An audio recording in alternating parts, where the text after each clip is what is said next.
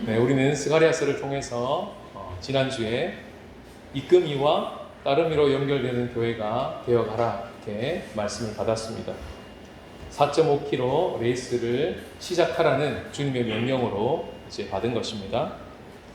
그리고 오늘 함께 읽은 본문 7장과 8장은요, 그 레이스를 펼쳐가는 가운데 가장 한가운데 반환점을 지나는 시점에서 하나님 그들에게 또 우리들에게 주시는 말씀이 되는 것입니다. 바로 하프타임이죠. 스가랴 7장 1절에 스가랴에서 나오는 마지막 타임 태그가 나오는데요. 다 같이 한번 읽어보시겠습니다. 시작.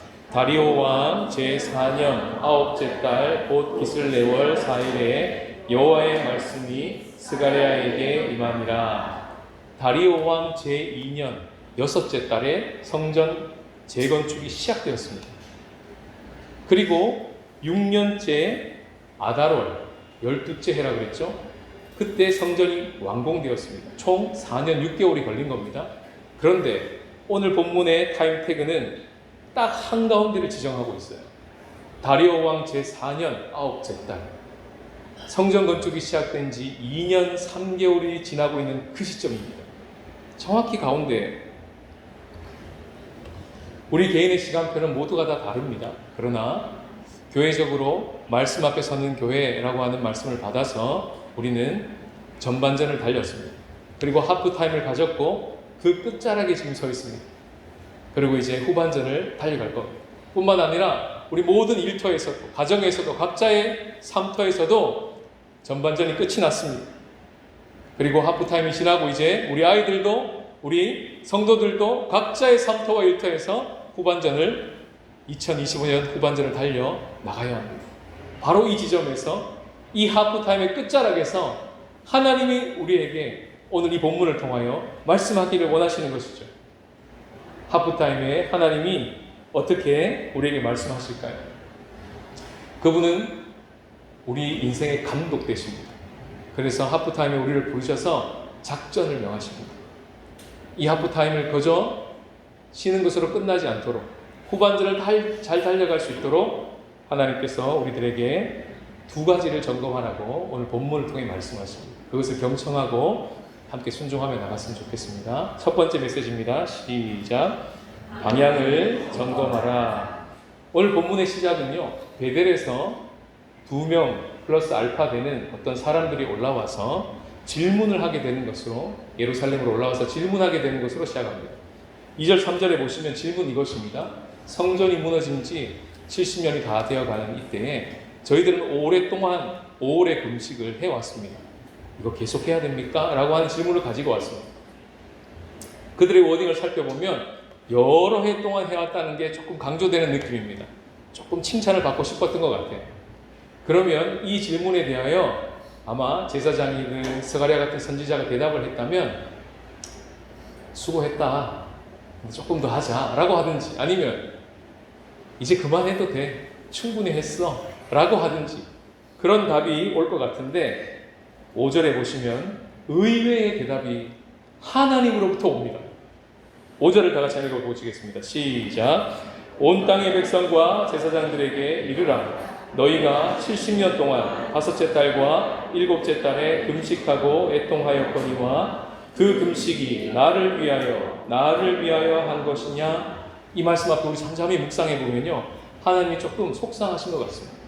똑같은 말을 2번 반복하시면서 나를 위하여 한 거냐? 이렇게 질문하십니다. 반문하시는 거죠. 그리고 하나님이 묻고 하나님이 친히 6절에 이렇게 대답하십니다. 너희가 먹고 마실 때 그거 너희를 위해 했잖아. 먹고 너희를 위해 마시는 거 아니니? 그처럼 너희들이 5월에 금식하고 7월에도 금식했던 그것이 너희를 위해서 한 것 아니니? 라고 말씀하시는 것입니다. 정신이 번쩍 드는 말씀이죠. 방향을 잘못 잡으면요, 70년을 수고해도 헛수고가 되는 것입니다. 열심보다 더 중요한 게 있는데 그것은 바로 방향입니다. 방향을 잃고 열심을 내는 것은 마치 조율되지 않는 악기를 가지고 세게 연주한 것과 같습니다. 어떤 일이 벌어질까요? 오케스트라, 우리 같이 사연단이 있는데 악기가 조율이 안 됐어요. 근데 엄청 세게 쳐요. 얼마나 소음입니까? 그래서 오케스트라 시작 전에 오보에 주자가 일어나서 기준음이 되는 A음을 소리냅니다. 그리고 모든 악기가 바로 그 A 기준음에다가 맞추고 난 후에 연주를 시작하죠. 감독 되신 하나님께서 이 하프타임에 하시는 일이 바로 그 작업입니다. 튜닝입니다. 기준음에 맞추라는 겁니다.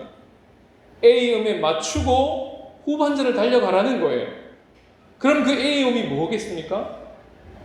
오늘 7절에 A음이 나옵니다. 여호와가 옛 선지자들을 통하여 외친 말씀, 이것이 기준음입니다.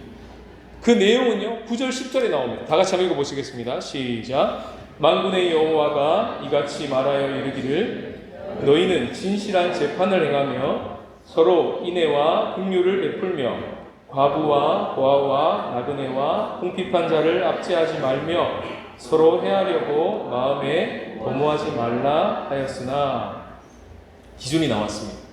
하나님을 위하는 삶인지 나를 위하는 삶인지, 그것이 기준이 무엇인지 선명하게 나왔습니다. 기준이 무엇입니까? 그 활동을 하고 있는 사람의 열심입니까? 아니면 그 활동을 얼마나 오래 했느냐입니까? 아니면 그 활동을 하는 사람의 직책이 무엇이냐에 달려 있습니까? 오늘 말씀은 기준이 그게 아니라고 얘기합니다. 기준은 뭐냐면 깨어진 세상과 이웃에 대한 태도가 기준이라는 겁니다. 줄이면요, 공의와 사랑입니다. 이 기준음에 맞추라는 거죠. 맞추라는 말씀입니다. 오늘 본문은 두 가지를 적극적으로 말하고 있고 두 가지를 소극적으로 말하고 있습니다. 진실한 재판을 행하며 공의죠. 그리고요, 서로 인애와 긍휼을 베풀라. 이건 적극적으로 정의와 사랑을 행하라는 것입니다. 소극적으로 이렇게 말씀하십니다. 고아와 가부와 나그네와 궁핍한 자를 압제하지 말고 그들을 해하려고 마음에 도모하지 말라. 이걸로 점검해 라고 말씀하시는 것입니다. 우리가 구원을 받아가고 있는지 어떻게 확인하는지 예전에 설교한 적도 있었는데요. 구원의 확신으로 점검하는 것이 아니라고 말씀하셨습니다. 하나님께서. 우리가 정말 구원을 받아가고 있는지는 어떻게 점검하냐 하면 이웃을 사랑하고 있는 것으로 점검하라고 하나님이 말씀하셨습니다. 그게 우리 믿음의 선배 요한 사도가 가르쳐준 말씀이죠. 요한에서 3장 14절 다 같이 읽겠습니다. 시작. 우리는 형제를 사랑함으로 사방에서 옮겨 생명으로 들어간 줄을 알거니와. 이걸로 안다는 겁니다. 그러니까 우리가 제대로 달려가고 있는 게 맞는지를 기준을 삼을 때 이 말씀, 공의와 사랑으로 기준을 삼는다면 우리는 어떻게 점검해야 됩니까? 아내와 남편인 경우에는 각자의 배우자에게 물어봐야 돼요. 그렇지 않겠습니까? 자기 배우자에게 가서 여보 내가 지금 잘 가고 있어? 라고 얘기할 때 남편이 또는 아내가 잘 가고 있어? 라고 하면 그게 바로 뭡니까? 하나님을 위하면서 가고 있다는 증거라는 거예요. 그렇게 판별하라는 겁니다. 근데 만약에 배우자에게 물었는데 갑자기 딱 째려봐요. 그럼 어떻게 하라는 겁니까? 아, 나를 위하여 살고 있구나 라고 점검하라는 것입니다. 이렇게 점검하라는 거예요. 부모는 누구에게 물어봐야 될까요? 자녀에게 물어봐야 됩니다. 목사님은 잘 가고 있는지 누구에게 물어봐야 될까요? 자기한테 물어보면 됩니까? 성도님들한테 물어봐야 돼요. 목사님이 정말 공의와 사랑을 1년 전 부임하실 때보다 1년 지금 몇 개월이 지난 시점에 그것이 계속 진보되고 계속 자라가고 있는 게 맞는지를 누구한테 물어봐야 된다고요? 성도들한테 물어봐야 된다고요. 성도가 목사님 좀 아닌 것 같은데요. 그러면 정신을 번쩍 차려야 된다는 거예요, 목사님이. 그러면 성도는 누구한테 물어봐야 됩니까? 옆에 계신 성도님한테 물어보는 거예요. 자, 옆사람 다시 한번 째려봅시다. 째려보고 이렇게 질문하겠습니다. 저 잘 가고 있어요. 물어보세요. 진짜 물어보세요. 진짜. 저 잘 가고 있어요.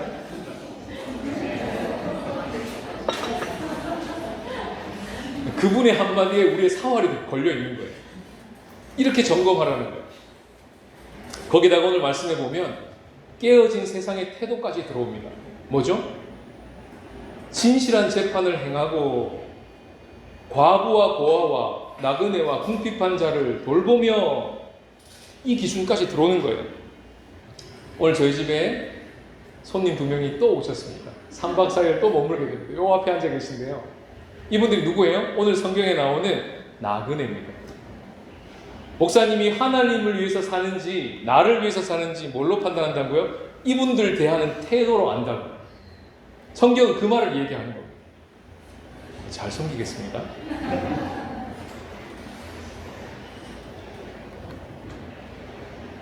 목사님, 저는 1년에 2번 금식해요. 목사님, 저는 주일 예배를 한 번도 빠진 적이 없어요. 목사님, 저는요 교회에서 시킨 거 다 합니다. 성경 통독 계속하고 있고요. 말씀 묵상 한 번도 빠진 적이 없습니다. 너무 잘하고 계신 겁니다. 그런데 그것이 정말 하나님을 위하여서 그 방향을 잡고 가고 있는지는 기준은 될 수 없다는 거예요. 그걸 통하여 더 잘 하나님을 위해서 살 수 있는 방편은 분명하지만, 그것은 너무나 중요한 은혜의 방편이지만 그것이 절대 기준은 될 수 없다는 겁니다. 이 말씀 우리는요 낯설게 받아야 돼요. 이렇게 방향을 점검하고 달려가지 않으면 자기도 모르게 위선의 늪에 빠지게 됩니다. 위선이 뭡니까? 종교적인 행위를 하고 있다는 것으로 만족 삼고 그 행위에 담겨있는 내용이 있지 않습니까? 말씀을 읽었다면 그 말씀에 내용이 있을 거 아니에요. 복음을 안다면 그 복음에 내용이 있지 않습니까?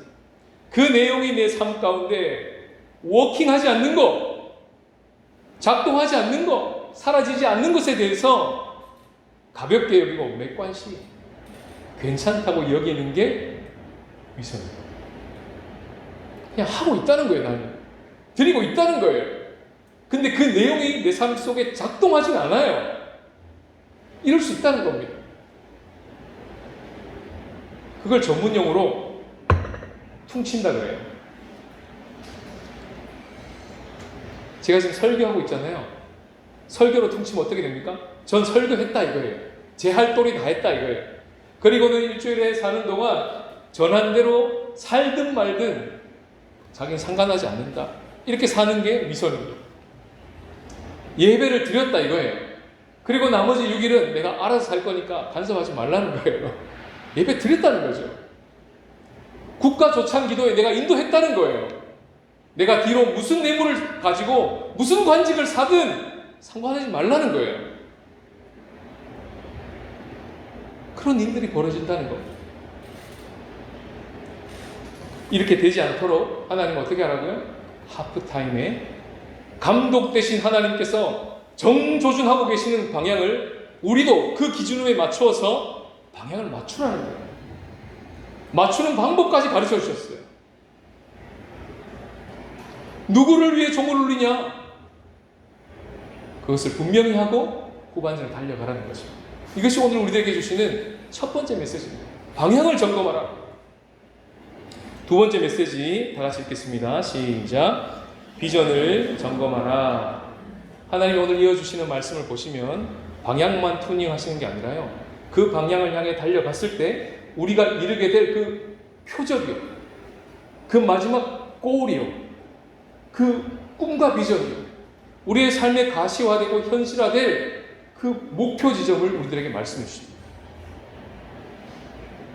오늘 본문의 이야기는 베델에서 온 특사가 올라와서 5월의 금식을 계속 할까요 말까요 이 질문으로 시작되는 거예요. 그런데 허를 찌르셨죠?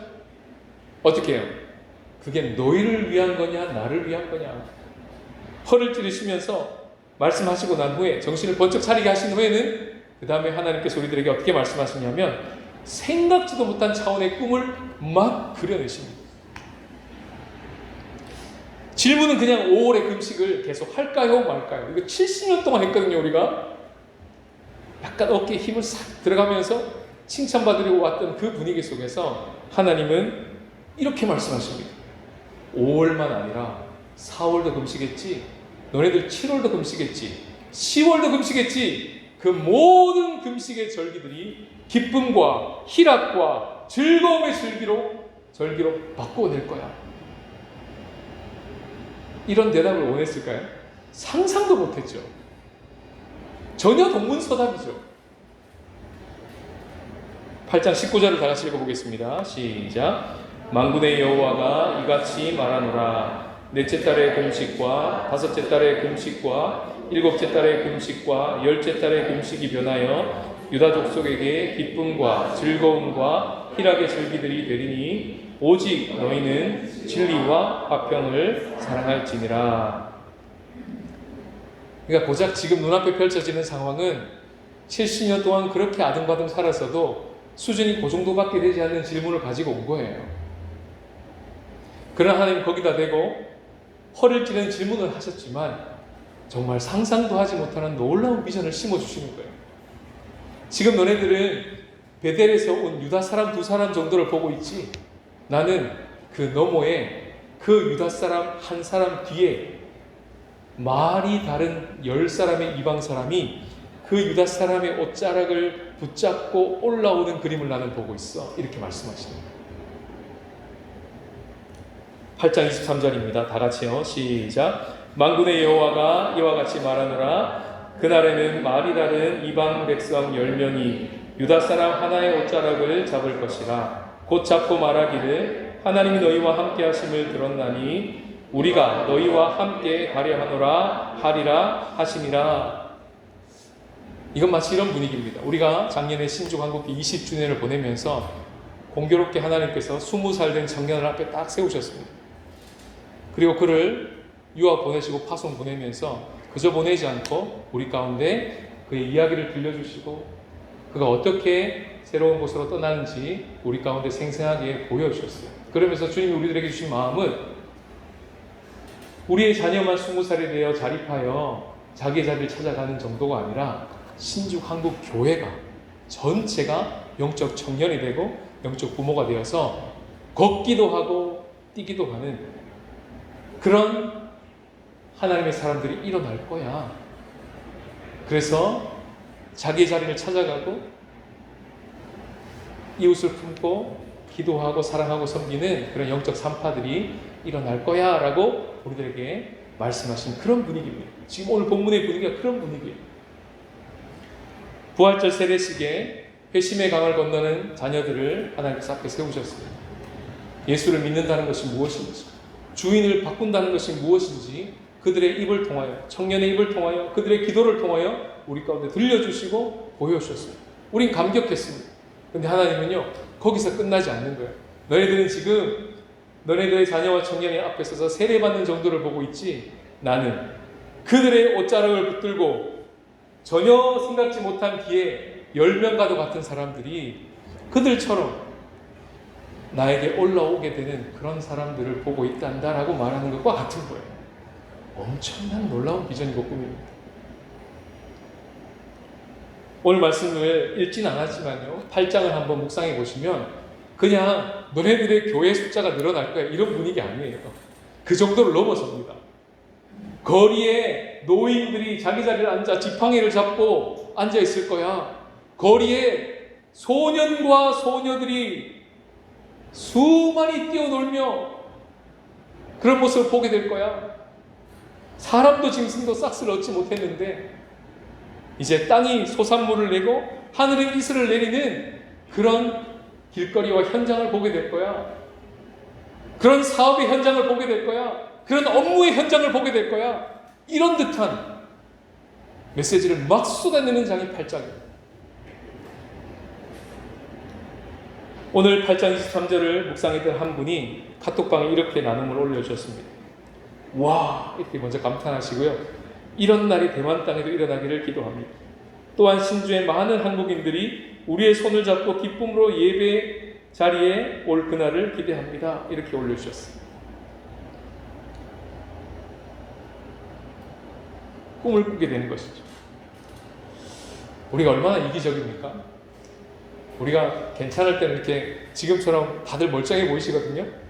저도 좀 이렇게 멀쩡하잖아요, 그죠? 근데 뭔가 나의 이익에 부딪힐 만한 내 생각과 다른 어떤 현장이 딱 마주치게 되면 우리는 우리 안에 있는 이기심이 확 드러납니다. 자녀의 한마디에도 서운하고요. 배우자의 한마디에도 막 뚜껑이 열리고요. 뭐 조그마한 금전적인 문제만 딱 걸리면 가슴이 철렁 내려앉고요. 우리가 그런 존재입니다. 어릴 때부터 내 거야 하고 살았습니다. 그런 우리가 하나님을 나를 위해서 살지 않고 하나님을 위하여 산다고요? 이거 가능할까요?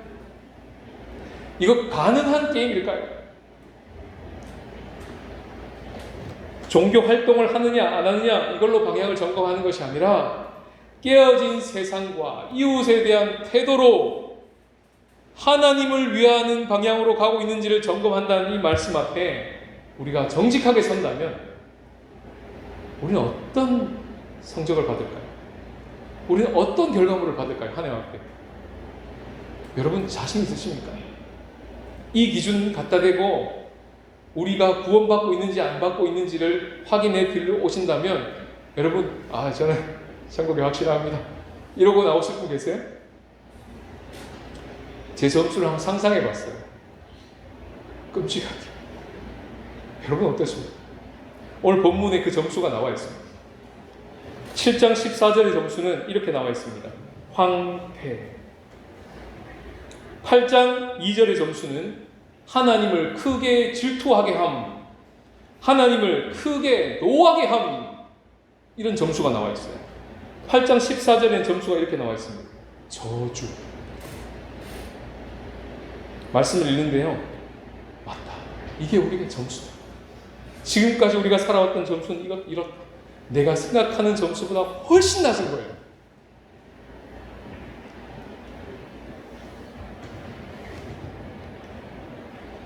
좀 이타적으로 살면, 노력하면 될까요? 이 점수 많이 할 수 있겠습니까? 황폐, 질투, 분노, 저주, 이걸 우리가 조금 남을 위해서 열심히 좀 살아보겠다고 아둥바둥 노력한다고 이 점수 만회가 될까요? 절망이었습니다. 그래서 우리 가운데 이 절망을 아시는 주님께서 어떻게 아무리 노력해도 이 점수를 만회할 수 없는 우리를 아시는 주님, 그 하나님께서 하나님 차원에서 우리들에게 유다 사람 한 사람을 보내주셨습니다. 그분이 우리가 너무나도 잘 아는 예수 그리스도십니다. 그분은 어떤 분이십니까? 그분은 우리를 사랑하사 우리를 위하신 분이셨습니다. 우리를 얼마나 사랑하시고 얼마나 위하셨냐 하면 자기 자신을 버리시기까지 우리를 사랑하시고 우리를 위하셨어요. 그래서 더 이상 우리가 우리 자신을 위하여 살아가지 않아도 될 만큼 엄청난 분이 너희를 위해 살았고 지금도 너희를 위해 살고 있고 우리를 사랑하고 계셔. 그걸 이렇게 이 땅 가운데 증명해 내셨어 하고 우리들에게 복음을 알려주셨어요. 그분이 예수 그리스도십니다. 갈라디아서 2장 20절을 다 같이 읽겠습니다. 시작. 내가 그리스도와 함께 십자가에 못 박혔나니 그런즉 이제는 내가 사는 것이 아니요 오직 내 안에 그리스도께서 사시는 것이라. 이제 내가 육체 가운데 사는 것은 나를 사랑하사 나를 위하여 자기 자신을 버리신 하나님의 아들을 믿는 믿음 안에서 사는 것이라. 생각해 보니까 우리가 고아였어요. 왜요? 하나님 아버지가 그렇게 살아계신데도 불구하고 없는 것처럼 살아가는 우리가 고아였어요. 우리가 과부였어요. 참 남편 대신 예수 그리스도가 여전히 우리 가운데 함께하고 계신데 우리의 믿음의 눈이 닫혀가지고 그분하고 관계가 끊어진 채 너무 오래되어 버린 과부요. 어디서 와서 어디로 가는지를 모르고 살아가는 우리가 나그네였고 우리가 탕자와 같은 궁핍한 자라는 것을 깨닫게 되었습니다. 그런 우리를 하나님께서 어떻게 하셨다고요? 압제하지 않으셨습니다. 해하려고 마음에 도모하지 않으셨습니다. 오히려 그분은요, 내가 되셨고 우리가 되셨습니다. 끊임없이 나를 위하여 살아갈 수밖에 없는 그 저주에서 빠져나오지를 못하는, 그것이 우리의 인생의 목표인 것처럼 달려가는 그런 우리를 위하여, 하나님을 위하여 살아갈 수 있도록, 감히 우리 같은 존재가 하나님을 위하여 살 수 있는 존재로, 우리가 그런 인격을 가지고 만들어진 존재라는 것을 깨닫게 하시기 위해서 하나님이 먼저 우리들에게 사랑으로 강권하셨어요. 휘어 잡으신 거예요. 그것을 십자가로 보여주셨고 거기서 저주를 복으로 바꾸내셨습니다. 그것을 믿고 그것을 아멘으로 누리면서 유다 사람 한 사람, 그 예수 그리스도의 옷을 하작 움켜잡은 그 사람이요. 그 사람이 우리가 되었습니다. 그 자는요 이렇게 고백합니다. 고린도후서 5장 14, 15절 다 같이 읽겠습니다. 시작. 그리스도의 사랑이 우리를 강권하시는도다. 우리가 생각하건대 한 사람이 모든 사람을 대신하여 죽었은즉 모든 사람이 죽은 것이라. 그가 모든 사람을 대신하여 죽으심은 살아계신 자들로 하여금 다시는 그들 자신을 위해 살지 않고 오직 그들을 대신하여 죽었다가 다시 살아나신 이를 위하여 살게 하려 함이라. 이렇게 적혀 있습니다. 오늘 본문대로 하면요, 전에는 우리가 저주했는데 이제는 복이 된 것입니다. 스가랴 8장 13절에 너희가 이방인 가운데 저주가 되었으나 이제는 내가 너희를 구원하여 너희가 복이 되게 하리니, 이렇게 되어 있습니다. 복을 줄게 이래도 감지덕진데 그보다 더한 표현입니다. 복이 되게 할 거야. 네가 복이야, 이렇게 얘기합니다. 예수 믿어서 복을 받는 것이 아니라 예수 믿는 게 복이야, 이런 말입니다. 예수가 복이야, 이런 말입니다. 예수를 받았으면 이 땅에 살면서 다른 그 어떤 복이 혹 없더라도 괜찮아, 그만큼 큰 복이야 라고 말씀하시는 거예요. 그러니까 두려워하지 않아도 돼. 그러니까 너의 손을 하작 굳게 잡아 견고히 해 라고 말씀하고 계시는 거예요. 주님 앞에 우리가 섰을 때 자기를 위해서 산다는 삶이 얼마나 찌질하고 얼마나 비참하고 얼마나 쪼잔하고 얼마나 허무한 삶인지를 주님께서 더욱 보여주십니다. 여러분, 여기 국가 고위 공무원이 있어요. 엄청나게 높은 사람입니다. 근데 하는 행동을 보면 자기 것만 챙겨요. 인간적으로 보이십니까? 나갔다 그러세요? 그렇지, 아무리 국가 공무원이라도 고위 공무원이라도 사람이니까 그럴 수밖에 없지 그러세요? 뉴스 보면서 그렇게 보세요? 분노하지 않으세요? 어떻게 그럴 수 있어라고 보지 않으세요? 하나님 나라의 백성이 자기를 위해 산다고요? 그게 괜찮다고요? 다른 사람들이 교회 다니는 사람을 볼 때 어떻게 보겠어요? 하나님 나라 백성이라면서요. 대통령 정도가 아니라 하나님 나라 왕을 모시는 백성이라면서요.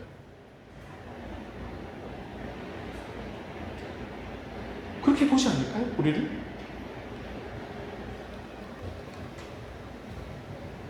주님이 오늘 이 본문 말씀을 통해서 복음을 전해주시면서 우리 같은 자가 하나님을 위해 살 수 있다는 거예요. 우리가 하나님과 동역할 수 있다는 거예요. 하나님 주신 말씀을 알아듣기 시작하고 그것에 사부작 순종하기 시작하고 그걸 따라가 보기 시작하고 막 감탄하기 시작하고 이런 거예요 주님, 막 이러기 시작하고 그걸 나누기 시작하고 그 나누는 모습을 보면서 옆에서 막 감동하는 모습을 보고 나도 한번 따라가 볼까요? 막 그런 분위기가 형성되고 이럴 수 있다니요.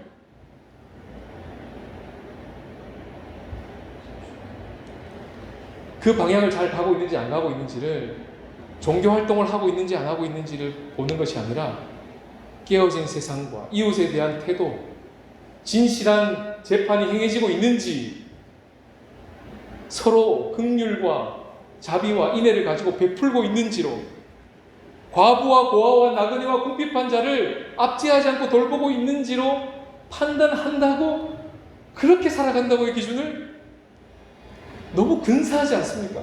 잘 안 되긴 해도 그걸 받아들인다는 것 자체가 근사하지 않아요? 별로 안 근사합니다. 그래도 나를 위해 살 거야. 내가 나를 위해 살지 않으면 누가 나를 위해 살겠어? 그러고 사는 게 근사해 보이세요?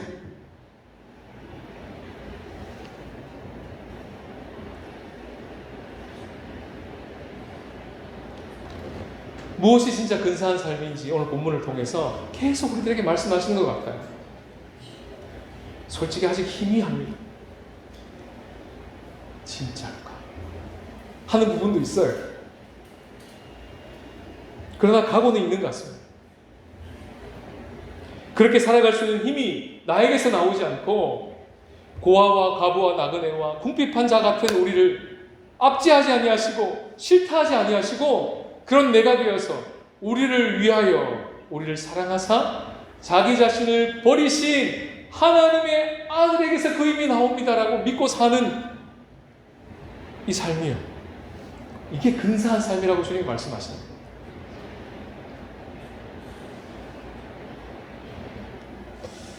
이렇게 예수님 옷자락을 하작하면서 붙잡고 있으니까 옆에서 그걸 지켜보던 자녀들이 엄마, 아빠 제가 조금 고민을 해봤는데요. 내일부터 교회를 나가기로 결심했습니다. 왜? 갑자기 왜 그래? 아니 엄마 아빠 보니까 하나님이 함께 하시는 게 들려요. 오늘 본문 그대로잖아요. 그런 얘기 말은 안 해도 우리 앞에서 그런 분위기처럼 우리의 가정이 흘러간다면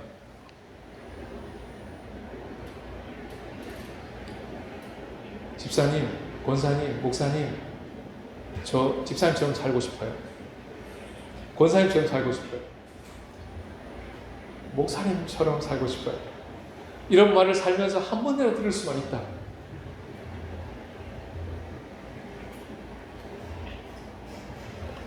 하나님이 함께 하심을 보았어요 라고 우리의 옷자락을 잡고 올라오는 사람들을 보게 될 거야. 그 꿈을 꿔. 이게 우리들에게 보여주시는 하나님의 비전입니다. 우리의 현재 스코어가 어떻든 상관없어요. 70년 동안 금식했는데 이거 계속 할까요 말까요? 그 질문 들고 오셔도 상관없어요. 우리의 스코어는 항상 그래요. 그러나 그런 우리를 위해 준비하신 하나님의 놀라우신 조치는 엄청난 복음입니다. 그래서 오늘 본문에 보시면 9절과 13절에 두 번 나옵니다. 손을 견고히 하라. 이 견고히가 히브리어로 하자크입니다. 그런데 23절에 옷자락을 잡을 것이라 할 때 이 잡는다는 단어가 하자크입니다. 무슨 말입니까? 우리가 일상 가운데 이렇게 하나님이 방향을 잡아주시고 비전을 보여주실 때 아 그렇군요 하고 유다 사람 한 사람이신 예수님 옷자락을 하자크하고 있을 때 연약하지만 하자크하고 있을 때 그걸 보는 옆에 가족이 그걸 보는 옆에 성도가 어떻게 한다는 겁니까? 우리 옷자락 하자크한다는 거예요. 하자크와 하자크 이렇게 한다는 거예요. 이 모습을 보여주는 거예요. 그 전에 무슨 일이 있었던 겁니까? 하나님이 그 의로우신 손으로 우리를 하자크하고 계십니다. 저주 같은 우리를 끄집어내셔서 복으로 만들어내셨어요. 십자가로. 그걸 믿고 그것을 믿음으로 덥석받고 나도 예수님 하자크 해볼래요. 이러고 달려갈 때 방향 잘 잡고 후반전 달려갈 때 그 달려가는 어느 지점에서 누가 내 옆에서 하자크하는 걸 볼 거라는 거예요. 이게 감독되신 하나님 우리들에게 보여주시는 비전입니다.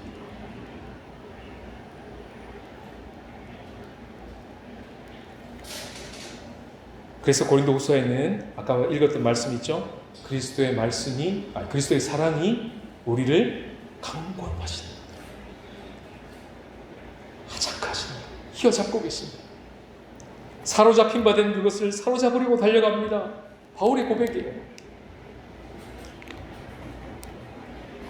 그리고 오늘 말씀 그대로 우리의 옷자락을 잡고 올라갈 사람들을 꿈꾸라는 것입니다. 이게 하프타임에 우리들에게 보여주시는 비전입니다. 이제 우리는요 반환점을 이미 돌았습니다. 8월에 마지막을 향해 달려가고 있습니다. 하프타임이 끝나갑니다. 이미 아이들은 계약했습니다. 계약할 겁니다. 그리고 이제 후반전을 달려가게 될 텐데 2025년 후반전을 시작하기 전에 하나님 우리들에게 이 말씀을 통하여 2025년을 시작할 때 주셨던 약속의 말씀을 다시 하작하라 말씀하십니다.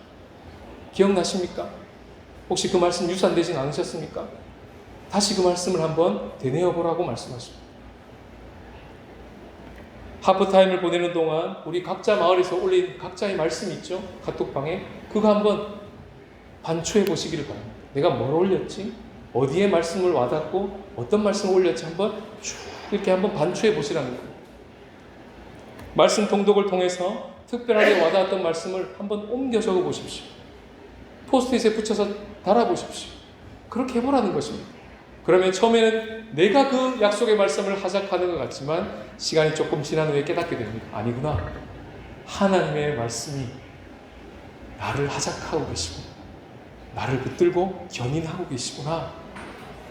역전되는 현상을 경험하게 됩니다. 지금 우리 눈앞에 펼쳐진 상황은요, 좋지 않을 수 있습니다. 첩첩산중일 수 있습니다. 문제 뒤에 문제일 수 있습니다. 보이는 상황과 사건으로만 보지 말라고 말씀하십니다. 하나님께서 하나님의 말씀으로 재해석해 주실 때 올 금식 솔문솔답을 들고 왔던 그들에게 하나님은 전혀 다른 차원의 답안지를 내어주신 그 하나님께서, 그 감독되신 하나님께서 우리들에게 놀라운 비전을 보여주신 것입니다. 우리가 질문하고 우리가 보고 우리가 생각했던 것 이상을 보여줄 것, 꿈꾸라고 하십니다. 그렇게 방향이 조율되고 비전이 선명해졌으면 좋겠습니다. 하나님이 그렇게 우리를 도우실 것입니다. 그래서 하나님의 꿈이요 우리의 비전 되고요, 예수님의 그 성품이 우리의 인격이 되고요, 그 성령님의 권능이 우리의 능력이 되었어요. 이제는 남은 2025년 이 후반전, 이 9월부터 12월까지를 정말 방향을 잘 잡고 그 비전과 관역을 정확하게 보고 하나님과 함께, 우리 성도들과 함께 멋지고 힘차게 걸어 나가시길 주님의 이름으로 축원드립니다.